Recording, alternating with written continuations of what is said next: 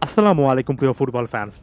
যখনই আমি আর্জেন্টিনাকে কেন্দ্র করে কোনো একটা ভিডিও করি তখন একটা বড় অংশের ফুটবল ফ্যানেরা জানতে চান যে ২০২৬ বিশ্বকাপে পরিকল্পনার অংশ হিসেবে লিওনেল স্কালোনির আসলে কোন কোন জায়গা থেকে পরিবর্তন করা দরকার এবং কোন কোন প্লেয়ারকে আসলে এই দলটার সঙ্গে যুক্ত করা দরকার। এখন এটাকে নিয়ে কেন্দ্র করে এর কাছাকাছি বিষয়ের অনেক ইস্যু নিয়ে কিন্তু কথাবার্তা বলেছি এবং আজকে আরও একবার অন্য একটা ভিডিওতে কথা বলছি এবং এখানে আমার কাছে মনে হয় যে জিনিসটা আমাদের মাথায় রাখা উচিত সেটা হচ্ছে লিওনেল স্কালোনির অ্যাপ্রোচটা কিন্তু এখন থেকে একেবারে ২০২৬ বিশ্বকাপ ধরে হবে না, বরঞ্চ ২৬ বিশ্বকাপটাকে এন্ড গোল একটা টার্গেট হিসেবে ফাইনাল একটা ডেস্টিনেশন হিসেবে রেখে অল্প অল্প করে তিনি কিন্তু ম্যাচ বাই ম্যাচ ধরে পরিবর্তন করবেন। যেমন সেপ্টেম্বরে তার সামনে যে দুটো ম্যাচ রয়েছে চিলি এবং কলম্বিয়ার বিপক্ষে, তারপর এবছর জুড়ে যে ম্যাচগুলো রয়েছে সেই ম্যাচগুলোর দিকে তিনি তাকিয়ে থাকবেন এবং সেই ইন্টারন্যাশনাল উইন্ডোতে ছোট ছোট কোন কোন জায়গায় পরিবর্তন আনা যায় সেটার উপর ফোকাস করতে হবে। এবং এই জিনিসটা আমাদের অবশ্যই মাথায় রাখতে হবে যে একজন কোচের অবশ্যই বিশ্বকাপ কিংবা কোপা আমেরিকার মতো বড় বড় টুর্নামেন্টগুলোকে কেন্দ্র করে পরিকল্পনা থাকে,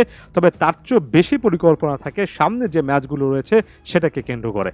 এখন আমার কাছে মনে হয় যে স্কালোনির সামনে এমনিতে বেশ কয়েকটা পজিশন নিয়ে কাজ করার সুযোগ আছে এবং সেখানে তিনি যদি ইয়াংস্টার প্লেয়ারদেরকে ইনক্লুড করতে পারেন তাহলে ওই যে পরিবর্তনের কথা বলছি সেটা আস্তে আস্তে তৈরি হবে। যেমন আনহেল ডি মারিয়ার ওই পজিশনটাতে রাইট উইংয়ে তিনি আসলে কোন প্লেয়ারদেরকে ভবিষ্যতে চিন্তা করবেন সেটা এই মুহূর্তে সবচেয়ে বড় একটা প্রশ্নের জায়গা এবং ডি মারিয়াকে রিপ্লেস করা যে কতটা কঠিন একটা কাজ সেটা শুরুতে অ্যাড্রেস করতে হবে, কোনো না কোনো প্লেয়ারকে দিয়ে তো অন্তত শুরু করতে হবে।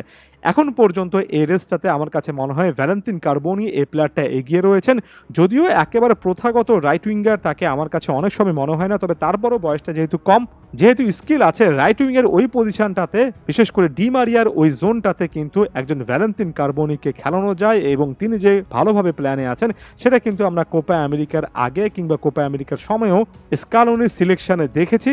ভ্যালেন্তিন কার্বোনি এই নামটা ভবিষ্যতে এই দলটার জন্য গুরুত্বপূর্ণ একটা নাম আসলে হতে পারে।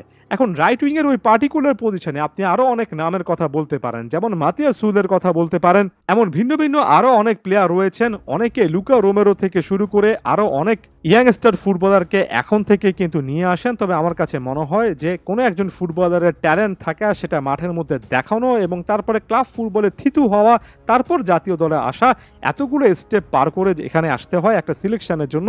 সেই স্টেপগুলোর জায়গা থেকে এখন পর্যন্ত পজিশন অনুযায়ী ভ্যালেন্তিন কার্বোনি অনেকটুকু এগিয়ে আছেন। এই জায়গাতে এসে আরও একটা পয়েন্ট আমি এখানে অ্যাড করতে চাই, যেমন ফ্রাঙ্কো মাস্তান্তুনো বা মাতান্তুনো, জিয়ানলুইকা প্রেস্তিয়ানি থেকে শুরু করে আরও অনেক ইয়াং এক্সাইটিং প্রসপেক্ট নিশ্চয়ই আপনাদের মনের মধ্যে আছে, তবে পজিশন অনুযায়ী চিন্তা করবেন এবং একই সঙ্গে এই জিনিসটাও মাথায় রাখবেন যে আগে তাদের স্ব ক্লাবে একটা অবস্থান তৈরি করতে হবে, তারপর আস্তে আস্তে তারা জাতীয় দলের এই পাইপলাইনটাতে অ্যাড হতে পারবেন। একই রকমের কথা কিন্তু ক্লাউদিও এচেভেরির মতো ফুটবলের ক্ষেত্রে প্রযোজ্য।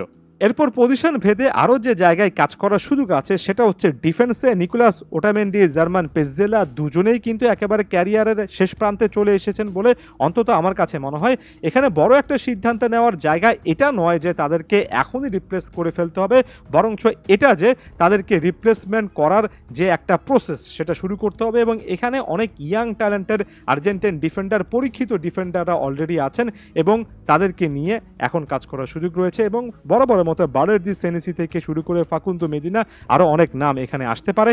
এখানে একজন ইয়াং প্লেয়ারকে কিংবা 25-26 বছর বয়সী একজন প্লেয়ারকে প্রমোট করার একটা ক্ষেত্র তৈরি হয়েছে, সেটা এখন থেকেই করতে হবে। লেফট ব্যাক পজিশন নিয়ে কাজ করার যথেষ্ট সুযোগ আছে। ভ্যালেন্তিন বার্কো কি আসলে জাতীয় দলে আসার মতো একটা প্রস্তুতির শেষ পর্যায়ে আছেন কিনা সেটা স্কালোনি চিন্তা করে দেখতে পারবেন। একই রকমের কথা রাইট ব্যাক পজিশন নিয়েও কিন্তু প্রযোজ্য, সেখানেও বিকল্প অপশনগুলো আসলেই এখন থেকে চিন্তা ভাবনা করে দেখা উচিত। একজন প্লেয়ারকে নিয়ে একেবারে না বললেই নয়, প্লেয়ারটার নাম থিয়াগো আলমাদা, পরীক্ষিত একজন ফুটবলার, যে ফুটবলার অনেক দিন ধরে কিন্তু বিভিন্ন বয়সভিত্তিক দলগুলোতে এবং ক্লাব ফুটবলে ভালো খেলছেন, অলিম্পিকেও কিন্তু দুর্দান্ত পারফরমেন্স দিয়েছেন। এখন সময় এসেছে থিয়াগো আলমাদাকে জাতীয় দলের সঙ্গে ইনক্লুড করার। লম্বা একটা সময় তিনি জাতীয় দলের রাডারের বাইরে ছিলেন শুধুমাত্র এই কারণে যে বয়সভিত্তিক দলে, বিশেষ করে অনূর্ধ্ব 23 দলে তাকে অলিম্পিকের একটা মিশনের জন্য আলাদা করে বাছাই করা হয়েছিল। জাতীয় দলে তার আসাটা এখন সময়ের একটা দাবি এবং তিনি আসার পরে লেফট সাইডে, বিশেষ করে লেফট মিডফিল্ডে বা লেফট উইঙ্গার হিসেবে ইনসাইড মুভমেন্ট করতে পারেন এমন একটা প্লেয়ারের অপশন তৈরি হবে। সেখানে আগে থেকে নিকো গঞ্জালেস, গার্নাচোর মতো ভিন্ন ভিন্ন অপশন আছেন এবং একটু লেফট সাইড ডমিনেট করে খেলতে পারেন এমন একটা অপশনে থিয়াগো আলমাদাও কিন্তু যথেষ্ট ভালো একটা প্রোফাইল এখানে হতেই পারেন। আর্জেন্টিনার অনেক অনেক নতুন প্লেয়ারকে নিয়ে কথা বলার সুযোগ ছিল, তবে আমি বলিনি, কারণ অল্প কয়েকটা পজিশনে অল্প অল্প করে পরিবর্তন আনতে হবে। কারণ যে প্লেয়ারদেরকে আপনি আসলে দল থেকে বাদ দেবেন তারা কিন্তু বিশ্বকাপ জয়ী, তারা কিন্তু কোপা আমেরিকা জয়ী, সেটাও আবার ব্যাক টু ব্যাক। এত সহজ হবে না যে আপনি চাইলে একেবারে একসঙ্গে অনেকগুলো পজিশনে পরিবর্তন নিয়ে আসবেন। তবে ওই যে একটা দুটো পজিশনে পরিবর্তন আনা, ব্যাকআপ রাখা, সাবস্টিটিউট প্লেয়ার হিসেবে খেলানো, সে জিনিসগুলো অবশ্যই মাথায় রাখতে হবে।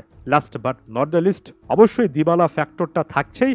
দিবালা সম্পর্কে এর আগের একাধিক ভিডিওতে কথা বলেছি, স্কালোনি নিজেও একটা বার্তা দিয়ে রেখেছেন, স্কোয়াডে ফিরে আসার আরও একটা সুযোগ থাকছে। তাই এই ইকুয়েশনে তার নামটা শুরুতে বলিনি বলে কখনোই ভাববেন না যে ইকুয়েশনটাতে তিনি নেই। ধন্যবাদ সবাইকে।